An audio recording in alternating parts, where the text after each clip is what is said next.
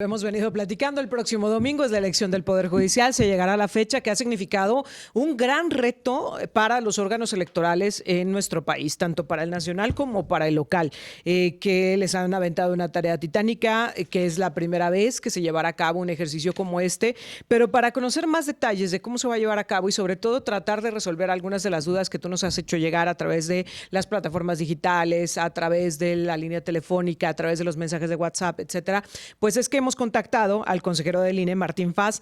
Qué gusto saludarte, Martín. Muy buenos días. Erika, buen día. El gusto es mío y también enviar un saludo a tu auditorio. Martín, a ver, comencemos con ¿a qué nos vamos a enfrentar este domingo en las urnas? ¿Cómo se va a dar el proceso? ¿Qué nos van a entregar a los ciudadanos y qué tenemos que hacer con esas boletas? Se van a entregar 6 boletas para la elección federal y para el caso de San Luis Potosí 3 boletas más para el caso de la elección de los poderes judiciales locales, de tal manera que se tendrán 9 boletas en el caso de San Luis Potosí. Hay algunas variaciones en los estados.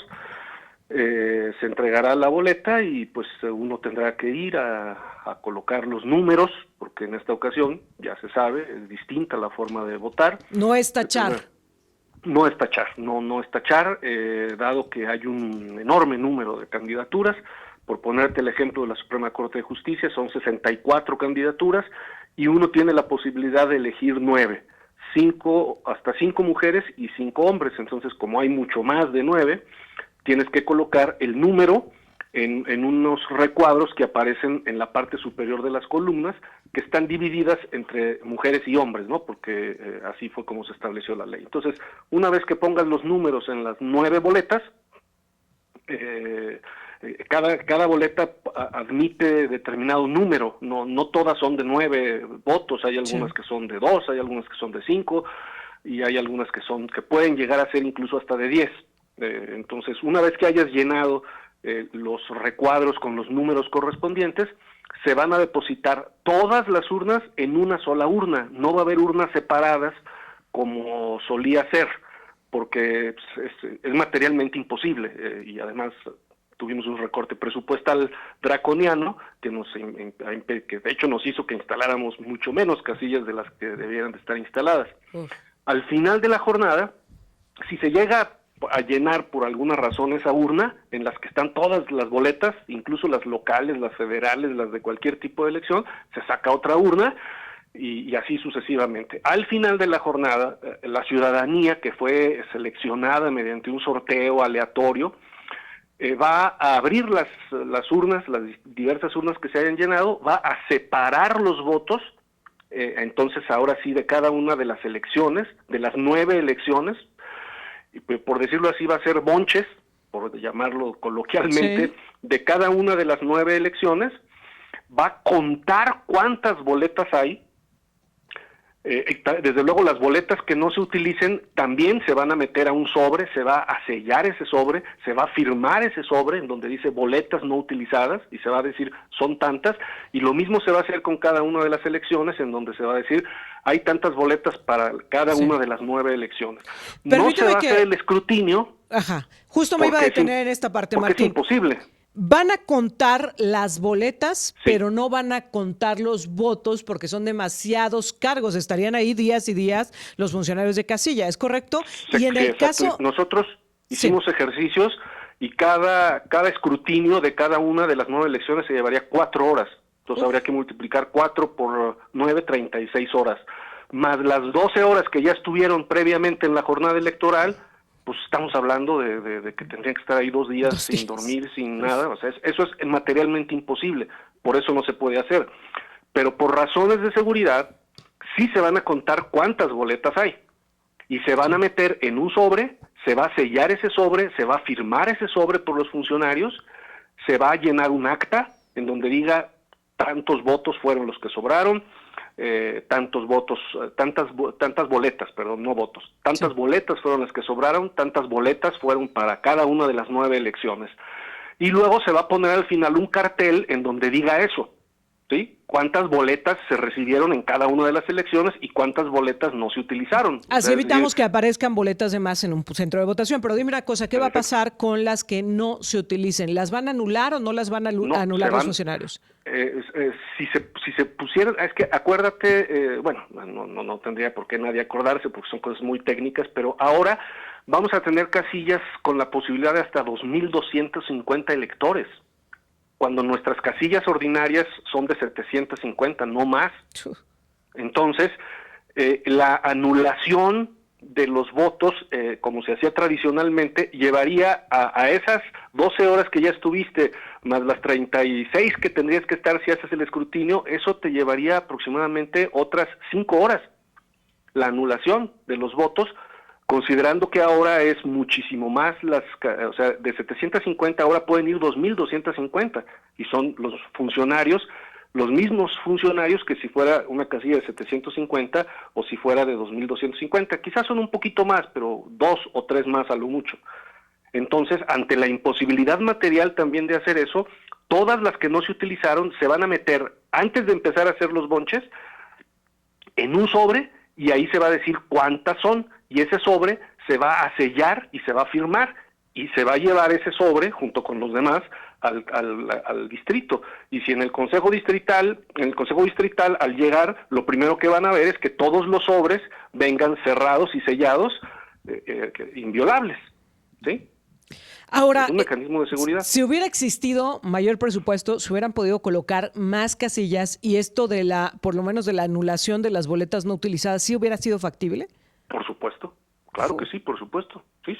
Es un asunto que tiene que ver con la materialidad, es decir, si hubiéramos instalado las 184,000 casillas, que son las que debemos de instalar por ley, pero que no pudimos hacerlo porque no se nos dio el presupuesto, hay que recordar que se nos hizo un recorte del 33% global, pero si nos atenemos estrictamente hablando a lo que era para el proceso electoral para hacerlo como la ley manda, costaba 13,000 millones de pesos, y ahorita solo estamos pudiendo destinar 7,000 millones de pesos. Prácticamente la mitad. Prácticamente la mitad, por eso es que de 184,000 casillas, pues ahora solo vamos a poner 84,000 casillas. Entonces sí, efectivamente, si se hubieran dado los recursos y hubiéramos seguido el modelo electoral tradicional, en el que tenemos casillas de 750, aunque tengamos casilla contigua 1, contigua 2, contigua 3, contigua 4, pero en cada casilla hay funcionariado. Entonces a lo mucho son 750, y entonces el procedimiento tradicional se hubiera podido seguir. Ahora, pero entonces, ante la imposibilidad material de hacer eso, el INE tomó esta serie de medidas que aseguran la integridad de la elección, es decir, no se van a mandar las urnas así nomás, órale, ahí van ya el bonche de urnas al Consejo Distrital, no, van a ir separadas, se van a contar cuántas boletas hay en cada elección va en un sobre distinto, en un sobre sellado, firmado, se levanta un acta, y además esa acta se pone un resultado de ella, a través de un cartel, al término de la casilla, al término de la jornada, como siempre. Ahora, Martín, ha sido un tema de gran controversia este asunto de los acordeones. ¿Qué se vale, qué no se vale, qué se considera un apunte, qué se considera una inducción o una presión al voto? A ver, justo el día de hoy, en el Consejo, a nosotros nos llegaron las primeras denuncias el 23 de mayo. Nos llegaron 2 denuncias, que son las que tenemos ahorita. Bueno, ayer nos llegó una más, de una organización ciudadana, una denuncia más. Nosotros dimos vista de esto a la FICEL, porque hablando de coacción o inducción del voto, esos son delitos, y esos son perseguidos por la Fiscalía Especializada en Delitos Electorales. Entonces nosotros dimos vista, pero hoy en el Consejo, que vamos a tener dentro de un rato, a partir de las 10, vamos a emitir un acuerdo de una medida cautelar de carácter preventiva, en donde dejamos dicho con toda claridad que estos acordeones son ilegales, porque son propaganda indebida, porque no es como una anotación personal que tú haces, sino que son cosas que se mandaron imprimir, que aparecen los nombres de las personas, en donde se invita a votar por ellos. O sea, en un sentido estricto, esto es propaganda electoral, y es una propaganda electoral indebida, porque la propaganda electoral que se debió de haber dado en este proceso es una propaganda electoral que no puede ser financiada por otro, y además no puede ser una propaganda electoral que contenga 2 nombres o más de candidaturas, sino solamente la tuya. Entonces, a todo efecto, es una propaganda indebida. y por lo tanto, el día de hoy, así lo vamos a decir con toda claridad, y además, de indebida, por supuesto, esto va a tener consecuencias en materia de fiscalización, y por supuesto está prohibida la propaganda en las casillas. Eso es algo generalizado, incluso hasta hay una normatividad de que una casilla no se puede instalar a más de determinado número de metros donde haya propaganda, y mucho menos que haya propaganda dentro de las casillas. Entonces, estos acordeones son en un sentido estricto propaganda, y por lo tanto está prohibida exhibirla, repartirla en las casillas o en sus alrededores. Eso debe de quedar muy claro. Ahora, nosotros mismos pusimos una plataforma para practicar el voto, ¿sí? El Sí. conoce, practica y ubica, y porque sabemos que esta es una elección compleja. Por ejemplo, acá en la Ciudad de México hay que votar por 39 personas, ¿sí? 39 de entre un centenar o más, y allá en San Luis Potosí pues, el número quizás variará. Bueno, es 39 solo en lo federal, ¿eh? Hay que incluir luego las otras estatales. Entonces, Sí. evidentemente, si tú hiciste apuntes propios, si tú llevas una hoja en la que con apuntes propios hiciste un análisis, un estudio, como nosotros mismos les pedimos que lo hicieran, ese por supuesto que lo puedes usar, ¿sí? Siempre y cuando sea personal, como tú lo decías, siempre ¿no? y cuando sea personal, evidentemente, pero estos acordeones que se están repartiendo, es evidente que hay una producción, digamos, en offset, en alguna empresa, que es una producción masiva, y que hay una difusión masiva, y peor si quienes lo están difundiendo son estructuras gubernamentales o partidarias, más ilegal son todavía. Entonces, claro, si tú llevas tus apuntes personales, ya sea a mano o incluso que los imprimiste en computadora, pues claro que los puedes hacer uso de ellos dentro de la mampara, evidentemente. No puedes tú ponerte a repartir tampoco tu acordeón personal, Claro. por decirlo así, a los que estén en la fila. Eso se puede hacer, pero esos acordeones que han dado mucho de qué hablar, están prohibidos, o sea, es propaganda ilegal. Ahora, Martín, ¿se ha calculado cuánto tiempo le va a tomar a un ciudadano emitir su voto aproximadamente?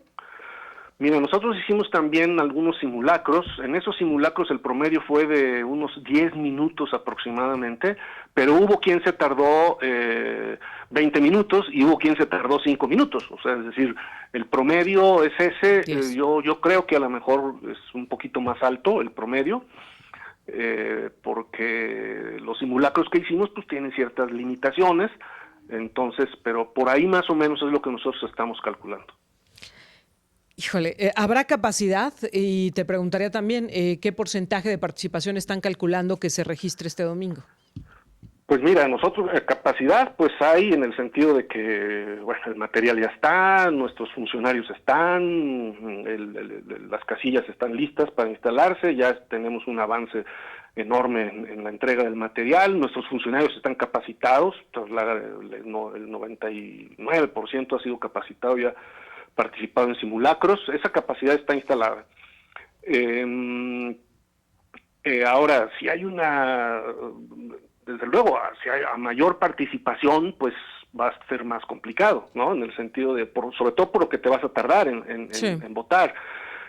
Nosotros no estamos haciendo ningún cálculo en particular, ni hemos hecho un estudio sobre qué participación esperamos. Nosotros, pues, en toda elección, nosotros ponemos todas las, estarán a disposición para los 99 millones de electores su boleta, le está esperando en la casilla, pero pues los únicos, no tenemos referentes, Erika. El único referente, los dos únicos referentes que tenemos son la revocación de mandato, que acudió el 17% a las urnas, y la consulta popular, esa consulta de las preguntas que contra los expresidentes, que era una cosa muy confusa, y ahí acudió el 7% del electorado. El promedio de participación cuando son elecciones presidenciales es del 60%, y en las elecciones intermedias del 45%. Esos son los únicos referentes que hay, ¿no? Finalmente, Martín, nos han estado preguntando muchísimo si deben o no participar y por qué habrían de acudir este domingo a las urnas. ¿Qué les dices desde la Consejería del INE, pero además como un promotor de la democracia, de los derechos humanos, de todo el trabajo que has llevado a cabo históricamente aquí en San Luis Potosí? Mira, yo creo que el voto seguirá siendo siempre la herramienta de cambio en este país y en cualquiera, a menos que pues se opte por otro mecanismo. Sin embargo, yo también reconozco que las personas están en libertad de ejercerlo o no. Yo no puedo decirle yo sé que ahorita hay un decantamiento, muchos dicen no, pues no hay que ir, otros dicen que sí hay que ir, otros. Pues yo lo que digo es que es una decisión que cada quien tiene que tomar, una decisión cívica, una decisión personal. Yo respeto también a quienes en un momento dado resuelvan no hacerlo. Lo que sí es un hecho es que esta elección va a ocurrir y a través de esta elección se va a elegir a un poder de la nación, que es fundamental porque es el poder judicial. Y la decisión pues está en cada quien. Todo está listo para recibir el voto y creo que hay las condiciones para que el voto se pueda emitir. Eso el INE se ha encargado de que ello ocurra y de que esos votos se vayan a contar de manera efectiva. Eso el INE, como siempre, como lo ha hecho en todas las anteriores elecciones, ha creado las condiciones para que ello suceda. Martín, pues yo te agradezco mucho que nos permitas platicar contigo y te pedimos que podamos estar en comunicación a lo largo del próximo domingo y por supuesto la próxima semana para ir analizando pues el resultado de este ejercicio, pues que nos guste o no, por lo menos histórico es, es la primera vez que se va a dar y bueno, pues tenemos que estar atentos a las condiciones en las que se dé, que ojalá y sea de paz, de tranquilidad y pues estaremos platicando si nos lo permites en los próximos días. Por supuesto que sí, Erika, siempre es un gusto. Gracias, Martín, muy buenos días. Buenos días. Martín Faz, consejero del Instituto Nacional